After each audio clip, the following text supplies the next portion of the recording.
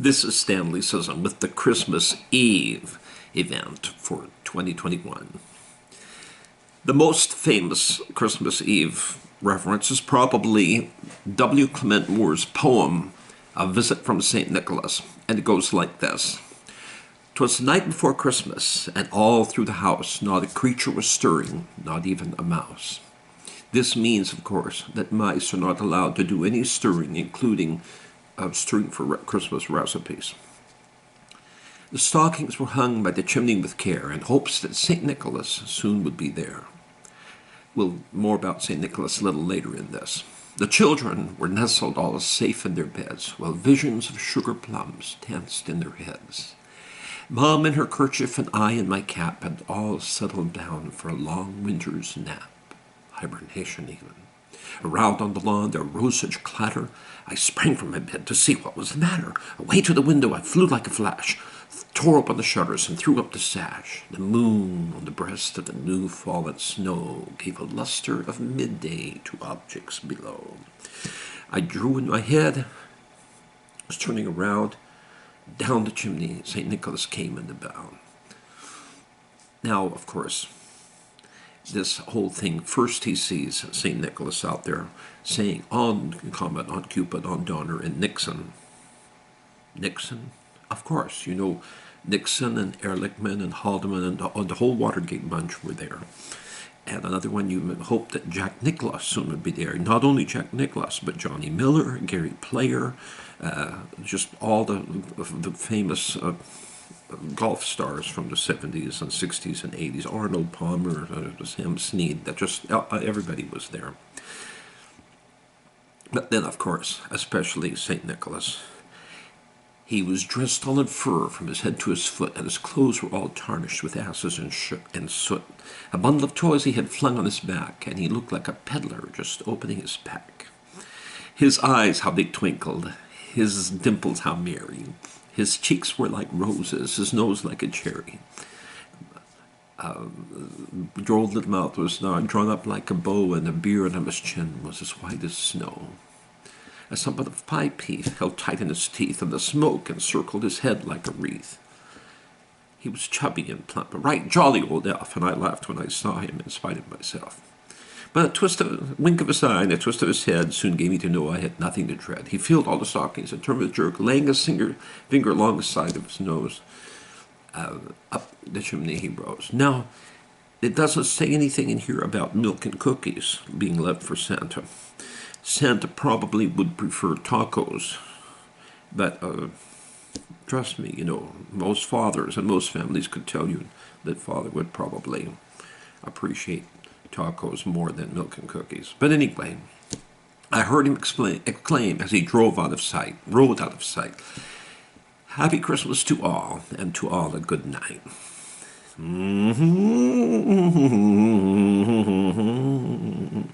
Many different versions of this, parodies, have been written, and one I think which is probably best, at least that I like, is "'Twas the night before Christmas on Sesame Street, and the people were sleeping because the people were beat. The snow had been falling for most of the day, and it lay over everything sooty and gray. Now I was asleep with no gift of my woman's a warm, woolly pair of red flannel pajamas, when what should awake me from out of my dreams with a crash and a bang and a couple of screams. Up from my window I rose with a shout, and I ran to the window to check the scene out. The noise might have come from a mischievous kid, or grouchy old Oscar flip his lid. What I saw nearly put me away. There on Sesame Street, there was a sleigh with a smiling old guy, kind of chubby and cute, with a white flowing beard and a heavy red suit.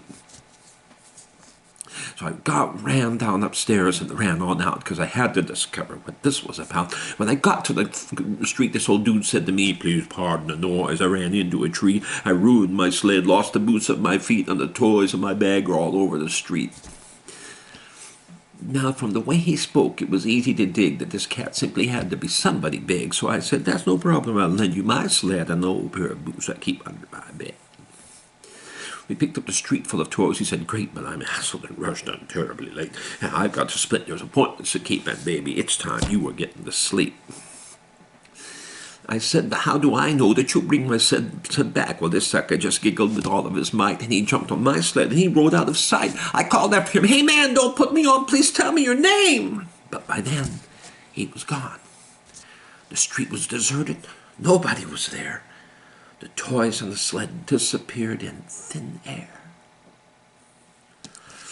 So there's only one fellow who flies Christmas night, so I knew that the fat guy was Santa Claus, right? Made me cry because you better believe that I was a hero of that Christmas Eve. Next morning, I yawned and got out of bed, and under the tree was a shiny new sled. That's how I helped Santa on one Christmas visit. And it's only a story I made up. Or is it? And then, let's see, of course, Santa visiting all the families of the whole world and giving, even if he gave 15 seconds to each household, you know, the population has gone way past that. He would not be able to do this by himself. So, of course, he has outsourced the entire operation. Santa Claus now, of course, either comes from the Philippines or India or Mexico or maybe Bangladesh.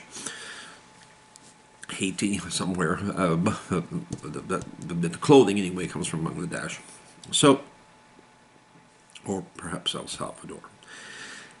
And so now, and of course the toys all come, all the stuff that only lasts a year or less and therefore has to be replaced every Christmas, of course, naturally will probably come from China. And so that anyway takes care of that. The fashions, of course, which are so irredeemably ugly that they have to be replaced every 6 months, those will come probably from Paris, maybe Milan, or Los Angeles, some such places then.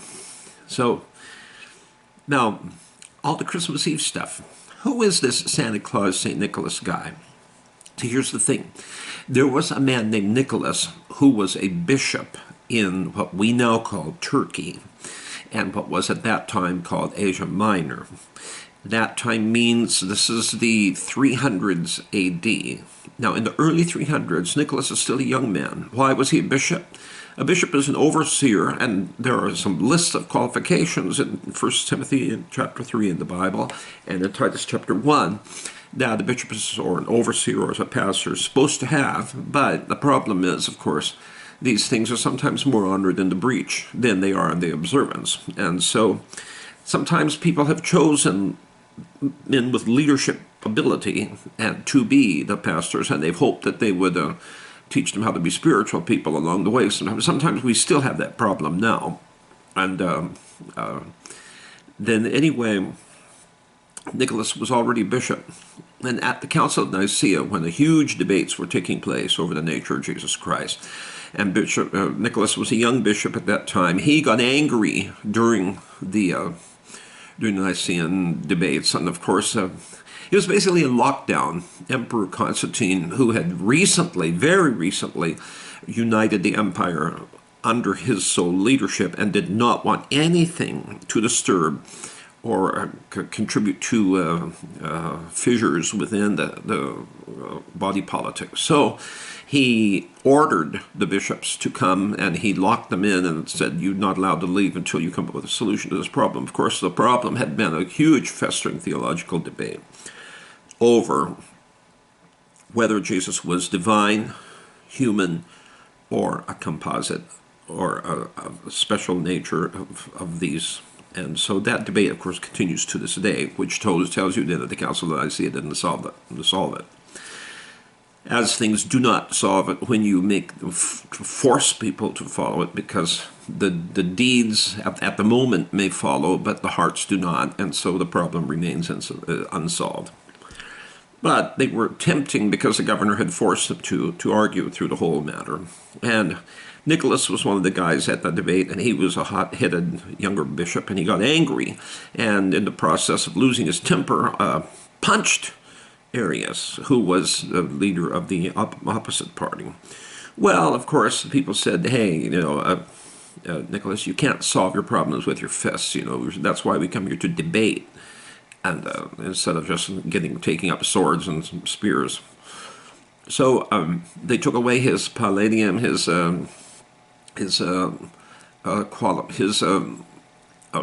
ID for his office, so he was no longer a bishop. But later, Constantine, when he found out that the party that Nicholas had been part of had won the debate, and they had the council had gone their way, but he had lost his bishopric because of his resorting to force. So Constantine, who was in the habit of solving his own arguments, his own problems by force, of course he doesn't just have his fists, he had whole armies to do it with. But he ordered the church to give back the bishopric to Nicholas, and so, of course, they were compelled to do so, and did. It was the same Nicholas who, when he got a little older and mellowed a little bit, wanting to follow the example of Jesus in giving gifts to the wise men, giving gifts to Jesus, and at the same time following Jesus' instructions that when you give, to give anonymously if you can, do it in secret, and your Father who sees in secret will reward you openly. And so he was attempting to do this, and he would give gifts to poor children. And later on, he just found out another need, which was that daughters of poor families who did not have good dowries to give their daughters at marriage time, and were stressed out, wondering what they were going to do because they couldn't get their daughters married. So he found out about this, wanted to give anonymously, and so he figured that he would toss the money in a bag, toss the coins in a bag, through an open window into the family's house, and then he'd make a run for it. But of course he was getting a little bit older, and maybe he wasn't able to run as fast as he used to, because it was discovered who had been trying to throw the money in this way. So they found that it was Nicholas, and his good deeds for the poor and the needy won him eventually. The Catholic Church called him a saint. Now, of course, the word saint is tied to the word sanctify or sanctity. The saint is the person, sanctity is the condition, sanctified is the adjective describing the person who has sanctity.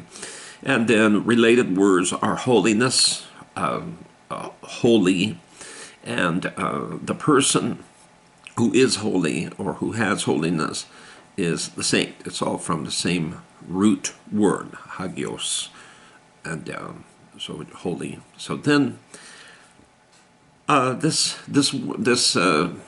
word, the Roman Catholic Church has applied to certain people whose sanctity, whose holiness they were recognizing.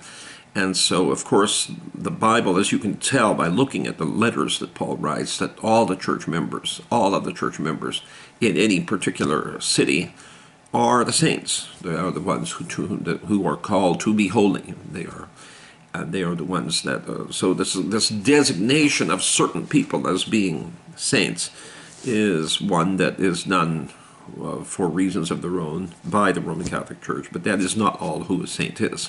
But anyway, he's called Saint Nicholas. So anytime you see these Christmas carols, jolly old Saint Nicholas, lead your rear this way, and so on, is from this real man, Saint Nicholas, who was a bishop there. And then what about Santa Claus? Santa is saint. Same meaning, just a different language. And Claus is short for Nicholas. Nicholas. So this is the same person, just referred to in a different language. And how about this outfit where he's wearing this red, he's fat, and he's wearing this red suit with white fur trim. Now that is an invention of this poem that we just started this session talking about, and other artwork that has been done largely during the Victorian era. Christmas, as we frequently celebrate it now, is not, many of these customs are not actually very old. They're less than 200 years old, in the English-speaking world anyway.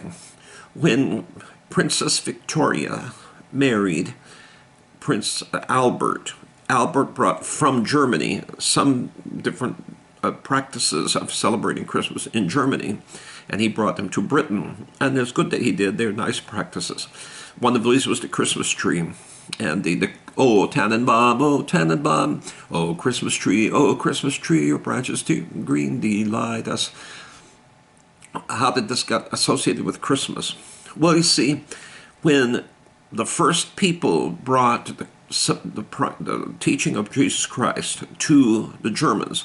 The Germans were worshippers of trees. For example, in one of their, the Ring of the Nebulungs, there's the man who has the universal ash tree growing up right through the floor of his living room. And so these are sacred trees. And of course, Germany had many, many great forests. The Great Black Forest, for example, famous for being impenetrable, dark, and huge. And so some of the people worshipped trees, but Boniface, who went to Germany and preached about Jesus, he told them, he went to one of their sacred copses of trees, and he cut down their sacred tree. And he said to the people, he said, it's just a tree. He said, it's a beautiful tree. And he cut off branches from one of their sacred trees, an evergreen, and he he said, decorate your house with it. It's pretty, but don't worship it. Worship the God who created these things. Instead, don't substitute the Creator with some created thing that He made. And so, because an evergreen continues to have life through the cold, terrible winter, the people began to associate the evergreen as being symbolic of Jesus Christ, because Jesus died on the cross and then rose again, so he was evergreen. And so this is how this association took place. They would decorate these trees, and so that's where you get all this stuff about decorating the Christmas tree.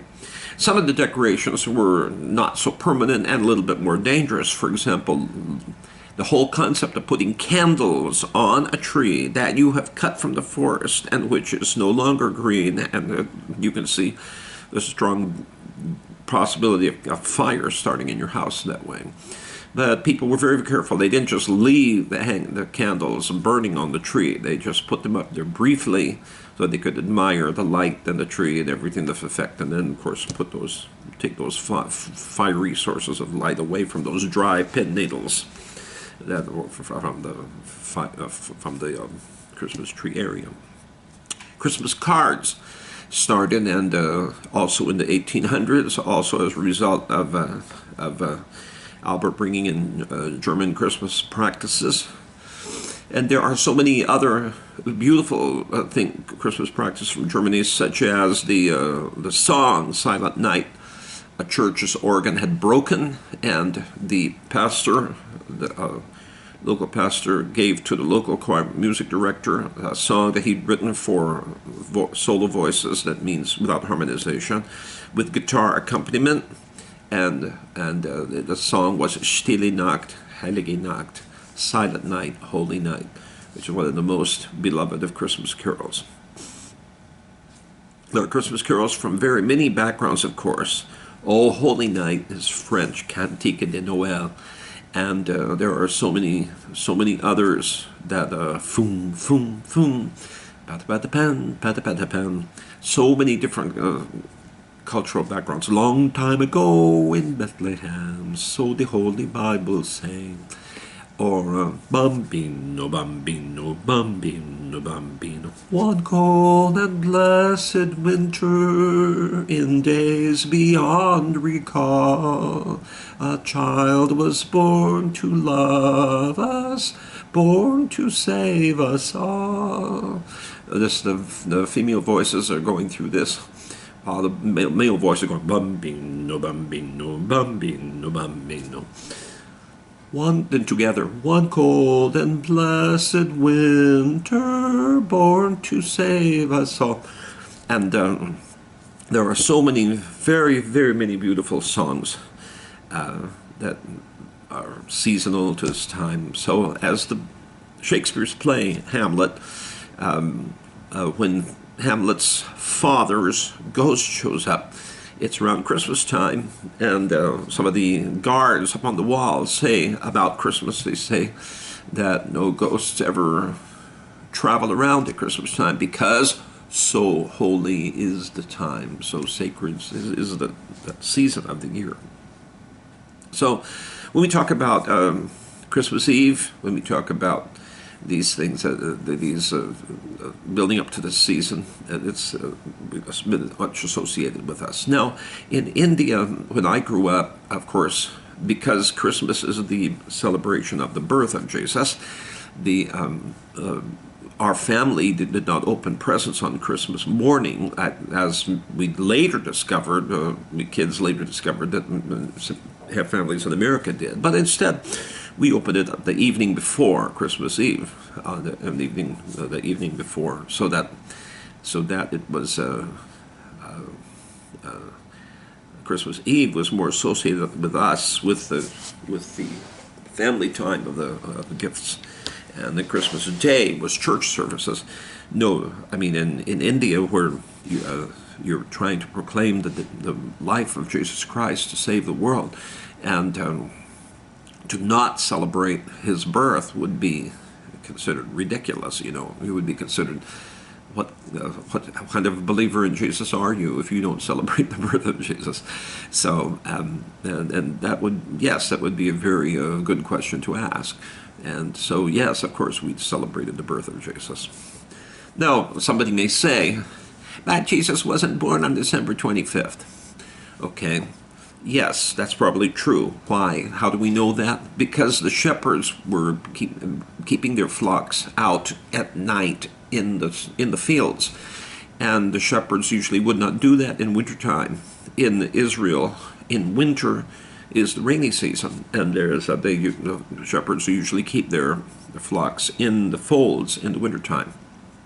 So if they were keeping them as they were out in the fields at night, it was not winter time. In any case, the winter in Israel is nothing like the northern European or northern USA winter that has become associated, snow on the ground, and the songs about all of this, the jingle bells, in the bleak midwinter, frosty wind made moan, snow on snow, snow on snow. That's all Northern European and Northern American, Northern U.S. Canadian culture. That's not, has nothing to do with the Bible. So, you know, those of us who are from Northern European or Northern USA backgrounds, we need to remember that if we see blacks paintings from Africa, say, with a black Mary and a black Joseph and the black Jesus and so on, and that's not any more wrong than to have a blonde Mary with a blue-eyed baby Jesus. So that's a European look at the Middle Eastern cultural background. But that's okay. We tend to look at it through our own cultural milieu and what we know. So many of the paintings of Bible events, not just the Christmas events, all Bible events, paintings by European Renaissance artists, or Raphael or Rembrandt or anybody through those centuries of European art. And you see the biblical characters wearing European clothing. You see the buildings in European style of construction. Is it accurate? No. Is it understandable? Yes, because that's what the artist knows, and so he paints from the world that he lives in and what he knows about. So it's a very, very interesting thing that the result of when we look at the Christmas, at the Santa Claus thing, and we look at the connection to Jesus Christ, we see that when people talk about Santa Claus and Father Christmas and all of that, it does have a connection with Jesus Christ, because that person was a great worshiper of Jesus Christ, a great defender of Jesus Christ. So let us, instead of complaining about the emphasis on Santa Claus, let's go and tell everybody who he is. Out at the sea, a bishop's pause, Arius and Santa Claus. One claims a time when the sun was not, the other says that's a heretical thought. Oh, oh, oh, who's gonna go? Oh, oh, oh, who's gonna go? Out, up with the right cross, good Saint Nick. Down goes a dirty heretic. Of course, the song is acting as if Nicholas's punching areas was an act of heroism, which is not, but it's just a funny song. Now anyway, that's the gift giving. Some of the Christmas trees, the stockings were hung by the chimney with care. From the moment, I don't remember where that comes from, but of course you can look it up by Googling it. And why Christmas stockings? Where does that custom come from? And Santa Claus, and so on. There are many other customs, which we will get to in this series of videos. Thank you all. Merry Christmas.